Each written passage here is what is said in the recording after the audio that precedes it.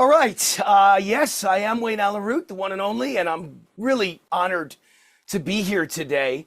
I'm going to talk about some things that maybe others have not talked about, because I'm guessing that most of the speakers at this rally today are going to give you the reasons why you should not be voting for Mamdani.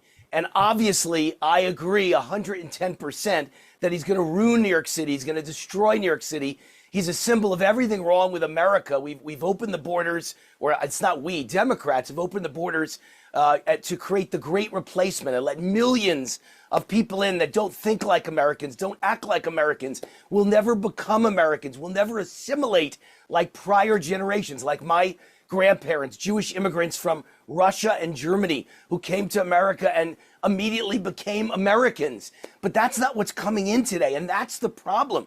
I grew up in New York, and I've got to tell you what my experience was like growing up in New York. I grew up in a little town called Mount Vernon, New York, on the Bronx borderline. And I grew up in an almost all Italian neighborhood. I was the only Jew in an all Italian Catholic neighborhood. And we were surrounded by an almost all black town. I went to an all black high school. Everybody I knew growing up was either Jewish, Italian Catholic, Irish Catholic, or black. That was America. And today in New York City, I've seen the polls. Jews voting overwhelmingly against Mamdani. They're voting mostly for Cuomo. Very few of them for Curtis Sliwa, I'm sorry to say. Catholics voting overwhelmingly for Cuomo and for Curtis Sliwa. And then when you come to the category of foreigners, voting overwhelmingly for Mamdani. There you have it. That's the difference between the New York I grew up in and the New York of today. The New York I grew up in, I didn't know an illegal immigrant. I didn't know an illegal alien. I didn't even know a foreigner. I only knew first generation, second generation Americans who had assimilated. And so New York today is so filled with foreigners and illegal immigrants.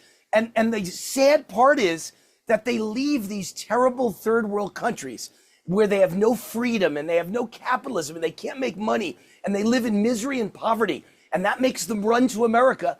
And the first thing they do, ironically, is they vote for people that will return America to make it the way that the country they ran from was. No freedom, hatred for Jews, no capitalism, no opportunity, no mobility. That's what they're coming from. Muslim nations, Mexico, Central America, South America, Venezuela.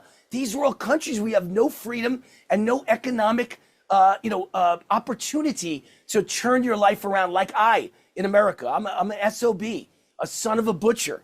And I became a self-made millionaire and a talk show host on national TV and radio as the son of a butcher, only in America. It's the greatest nation in the world. I became a friend of the President of the United States. I just returned 2 weeks ago. My wife and I were honored to be in the Oval Office of the White House. And I walked in that Oval Office and my knees buckled because I've been an opening speaker for President Trump.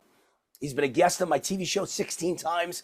I've met him 100 times. I spent my honeymoon in Mar-a-Lago at his estate. So, I know him well. I've never been to the Oval Office and I've never seen him behind the Resolute desk.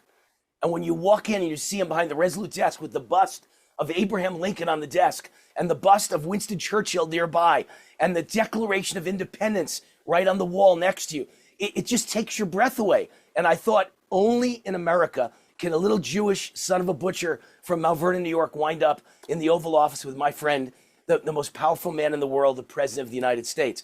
That's the America that these people came to find opportunity and mobility. And I find it so sad and tragic and ironic that they're going to vote for someone who's going to bring them back to the dark ages of the third world countries they came from that are in misery and poverty. So I thought I'd bring some stats with me for all of you that I think are really significant. The stats are population gained in the last few years. Number 1 in the country, Florida. Number 2 in the country, Texas. Number 3, North Carolina. And then you have other red states, Arizona, South Carolina, Tennessee, Georgia, and my state, Nevada. I live in Las Vegas now. That's where everyone is moving. Now I want to talk about, that was population gain. Let's talk about money gained. When they leave those states, because those states are blue and they limit opportunity and they're for socialism and communism, and in this case, hatred of Jews. People leave, and what happens? Florida gained the most money in America, $195 billion in the last 5 years. Texas gained second most, 54 billion. Arizona third, North Carolina fourth, South Carolina fifth, and my state, Little Nevada, gained the sixth most in America. All the money leaves blue states when people run, because the people running away from a guy like Mamdani are the people who make money and have assets and income and are hardworking people with work ethic and are educated like the Jews. And so how about one last thing is money lost. Money lost. Number one, New York in the last 5 years.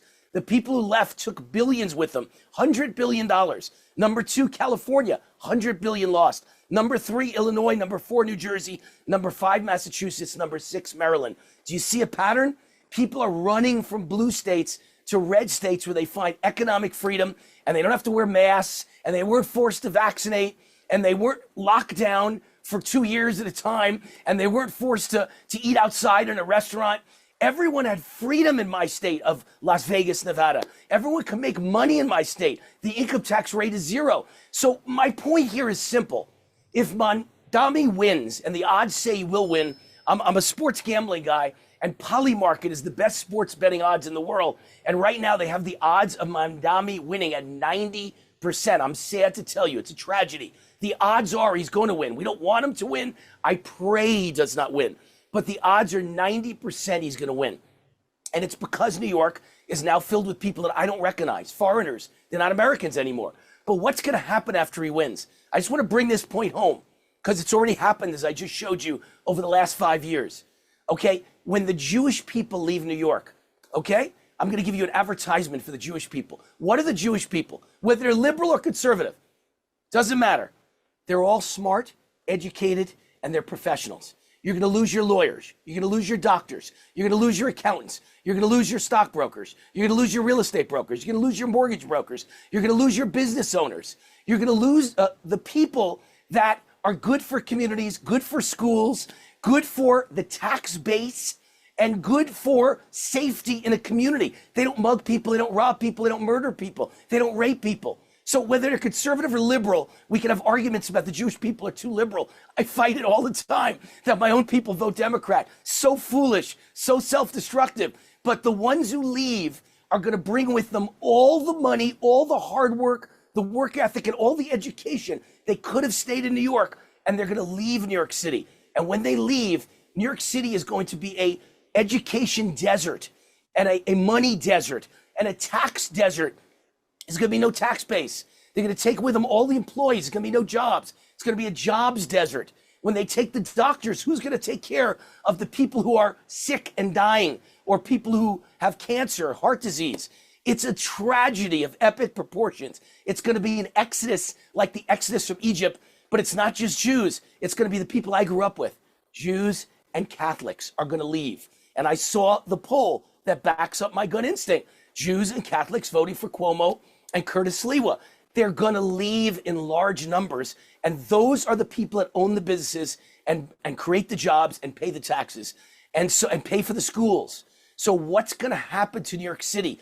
Everything that's happened in the last 5 years will dramatically go times 20. The money will leave, the population will leave, and these red Republican states like Florida, Texas, and my wonderful state of Nevada, Las Vegas, Nevada, are all going to prosper. So look, it'll be good for me. It'll be bad for you. I hope it doesn't happen.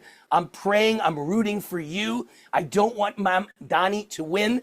I pray to God that we can get rid of Mamdani. But the reality is he's probably going to win. And when he does, he's going to serve as a model for the nation.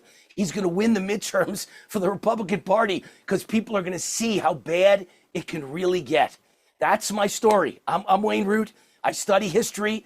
I'm telling you, we're repeating history. This is going to be the exodus from Egypt all over again. When you screw over the Jewish people and the Catholic people and the business owners and anybody who's educated and has work ethic, it's the end of your society.